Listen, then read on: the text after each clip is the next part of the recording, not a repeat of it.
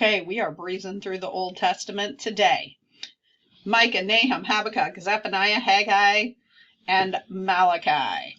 Okay, let's start with Micah. These are all really little books. So some of them only have 3 or 4 chapters, and a lot of them are sort of the same thing over and over.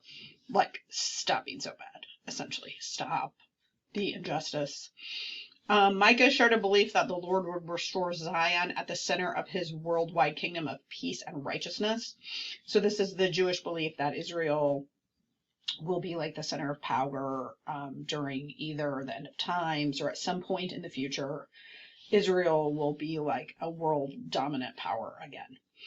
And that also creates a lot of the conflict in the Middle East that we're seeing now. It is their holy land. It is their redemption.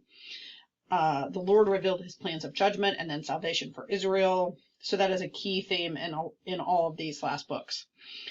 The judgment from the Lord was again about social injustice. He's very specific about stop torturing the poor. Stop. Specifically, the rich deprive the poor of the land by not allowing the year of Jubilee. So the year of Jubilee is, I think, every 10 years, could be every 7 years. So even if you have to sell your land, you can only sell it until the end of the year of Jubilee. So like the year after the year of Jubilee, that person can have that land for 10 years. But at the end of that year of Jubilee, everybody goes back. It like resets to the person that. So you really can't sell it. You can just rent it. But after the fall of Samaria, the social injustices are worse. People are not obeying this law and they're taking the land permanently. So you have a flood of immigrants who are not really immigrants. They're just coming back to their home. So after this, the rich and the poor, it just exacerbates it. Anytime you have an increased demand for food and way too many people, so you have so many people that are willing to work for less, and you don't have as much food, so food costs more and wages are less, and that's a terrible combination. And that caused a lot of oppression from the rich. Also, after famines, the rich were charging interest to the poor, which is also not allowed in the Torah, including the laws of the rule of Jubilee. And that's one of the reasons that the year of Jubilee and those laws about ownership are so that the rich cannot amass wealth while systematically depriving the poor. And so they were not obeying those fundamental rules that created a system of social justice so that everyone had a chance. One of those is not charging interest, and another one is the rules of land ownership. So that is a theme throughout all of these, but I'm not going to go into as much detail. I really just wanted you to understand what was going on there. Nahum, the counterpart of Jonah. So this is like chapter 2, or right, this is like part 2. So as you know, Jonah was supposed to go to Nineveh and save them, get them to repent so that the Lord did not have to destroy them. Well, they did. They repented. The Lord saved them. A generation later, they were not listening anymore, and the Assyrians did destroy the nation of Nineveh.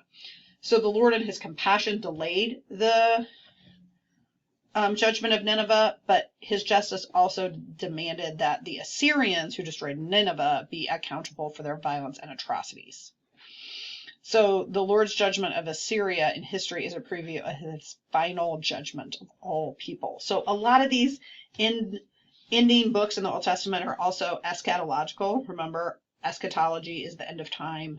So in the addition to the book of Revelations, some of these Old Testament books talk about not only the end of Israel, but like the end of the world.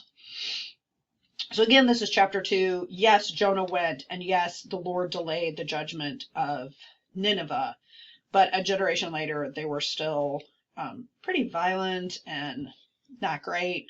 So he ultimately did let Nineveh be destroyed. Habakkuk. I really love the book of Habakkuk, which I know is random. I had to do a whole Hebrew translation of it, so I've spent a lot of time with the book of Habakkuk. And what is great, you kind of get the sense of it with the English translation, but with the Hebrew translation, you really get a sense of like Habakkuk, this man can hear the armies. Like he is literally in his house. Imagine you're in your house and you know it's coming. it reminds me of Ukraine right now with my nieces and nephews. Like, they can hear the shelling, they can hear bombs being dropped, and they're like, oh yeah, we have remote days at school when there's, when they're shelling, or when the, army is a certain distance from where they live in Kiev. And so that's where Habakkuk is, like his headspace, if you will. He is listening to the Babylonian army come, and he's talking to God, essentially asking him why. Like, in this time of national judgment, why would you do this? Why are you destroying us? So what the beginning of this really sets up the fact that, like, even though this is a time of judgment, the Lord gave us Habakkuk, or gave his people Habakkuk, as a prophet, and he really just dialogues with the Lord. It's like a dialogue between him and God, saying, why are you doing this? What justice is it to use this evil nation to punish us? Like, yes, we didn't do what you asked, but you're using this like super evil nation to come. It's like you're rewarding the sinners. And this is, again, why does the Lord not punish injustice? So this is him really saying, what? Like, why do the good die young? Why me? Why this person? We say this a lot. It's a question we all ask, like, what? Childhood cancer? Why would you do this to a family? Someone gets hit by a drunk driver.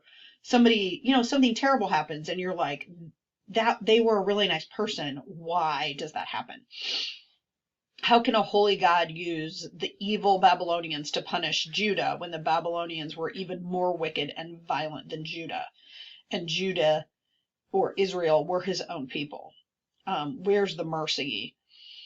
So this is just him really like crying out to God, like yelling at God.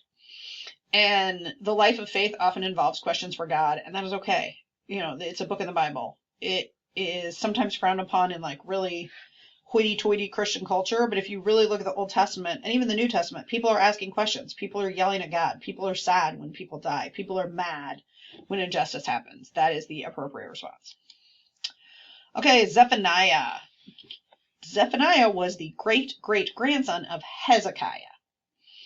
His preaching brought about this great revival in Israel. He stressed that the Lord's blessings were for the humble, and people should put their trust in him, in the Lord, and not in their own understanding. The main message is that those who trust in the Lord can rest in the promise that he will deliver the afflicted and the oppressed.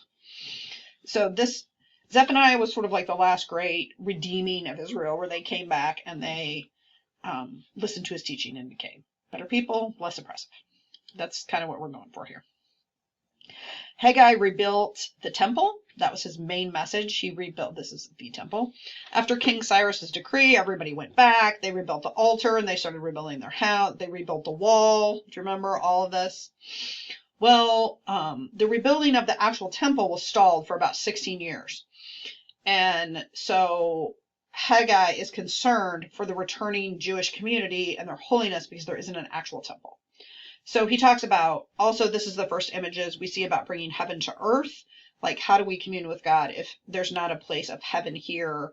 And how do we bring heaven to earth if there's not a temple? So that was his main message. Malachi is the actual last of the prophets. Death with intermarriage. This is sort of like the last ditch effort to clean up the priesthood.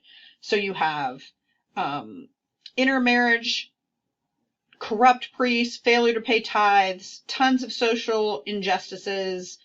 It's all bad. And sort of this is what is left with. There are different Torahs that put it in a different order, because this one is sort of depressing and sort of upsetting. It deals with death. It deals with intermarriage. It deals with the corruptions and the failures. And there is no sort of like redemption story like you get in some of these other ones. And that, my friends, is the end of the Old Testament. So when we come back next week, probably on Thursday, we will just take time off until I see you again on Tuesday, and we will start back with the New Testament. And we will go through the books the same way we did the Old Testament.